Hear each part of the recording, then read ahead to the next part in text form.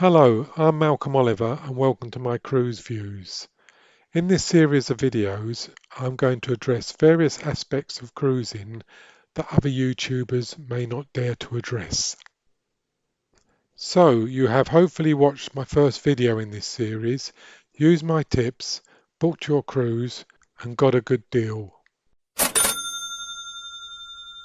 I love cruising, but let's be honest, big modern cruise ships are income generating machines. You will be part of a large captive audience. They would also like you to open your wallet as often as possible. During my first cruise, which was over 2 decades ago, I was quite surprised to find that some of my fellow guests had actually spent more than their cruise fare with their onboard spend. Now it's their prerogative, of course, but I'm going to help you spend a lot less. I'm going to focus on the onboard drinks and the bar bill in this episode. Let me start by saying that all cruise lines operate a cashless account system. You do not need to use cash or credit card for your daily purchases on board the ship. Payment is made at the end of the cruise. However, if you want to see how much you've been spending on board, you need to either go to reception, there may be card readers around, or you may need to look at your smart TV in your cabin and physically check your expenditure. You should definitely do this regularly so you don't lose touch with how much you've been spending. If you're enjoying this video and would like to encourage me to make more, please click the subscribe button. Most cruise lines do not include alcoholic drinks in the basic fare, so this is a major expense for passengers. There will be multiple bars on board your chosen ship, but it's not as if you can shop around for the cheapest drinks because they all charge the same price throughout the ship. Most cruise lines offer a drinks package to buy pre-cruise so you can effectively go all-inclusive. This gives you unlimited alcoholic drinks, although check the small print as premium drinks may be excluded.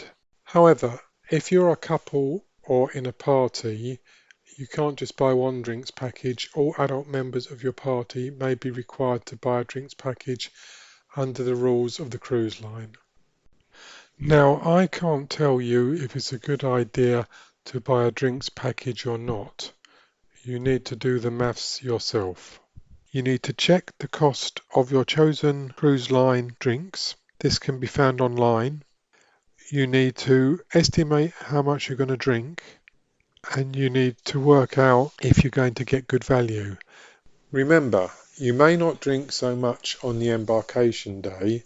You probably won't drink very much on the disembarkation day, and when the ship is in port, you may well be shoreside, so you may not be drinking so much on port days. You need to factor all of this in. In my opinion, drinks packages are very expensive, and as I'm a modest drinker, they're no use to me.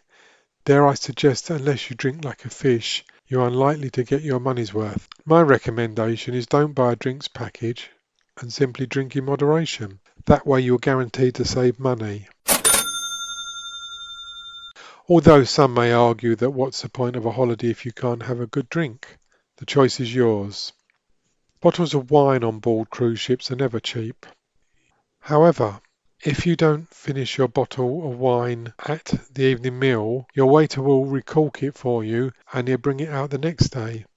My wife and I have managed to make one bottle last 3 nights.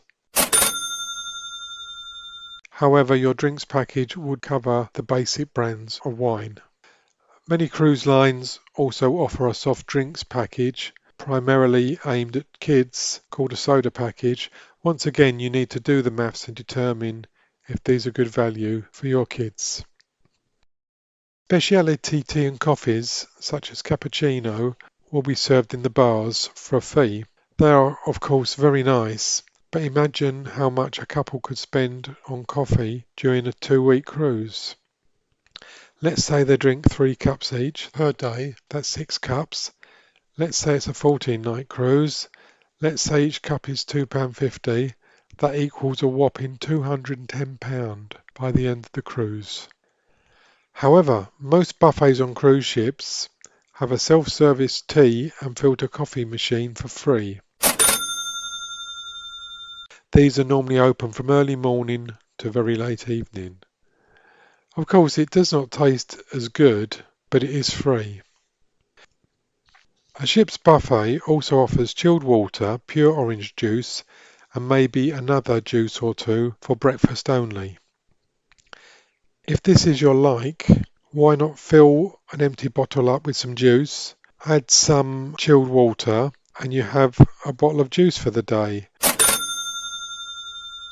Just remember not to keep this for too long and to wash the bottle out daily. How about some free alcoholic drinks? Some ships will offer you a free glass of sparkling wine, a cocktail or a mocktail when you board. Now, these will not be premium brands, but at least they're free. If you're on board a more traditional cruise, there will probably be a captain's welcome aboard cocktail party. There may also be a farewell captain's cocktail party at the end of the cruise. These nearly always feature some free drinks. If you track down the waiters quick enough, you can often get a second and third glass of sparkling wine, etc. If you attend an art auction, you may also get a glass of sparkling wine. You don't actually need to buy any art, and it's quite an interesting thing to watch if you've never seen one before. There may be cocktail demonstrations on deck, there may be deck parties, and yet again they may hand out some more free drinks. If you have loyalty status with the cruise line, they sometimes include a loyalty party where you'll get a private invite and some free drinks. So there were my tips on how to save big money on board on drinking. Now I'm not suggesting that you count every penny whilst on board, that would be miserable. However, if you save money overall, you could spend it on your next cruise. On that note, my next video will be about the shore excursions, another major expense on board cruise ships. This video's made me thirsty. I think I'll go and get myself a drink now.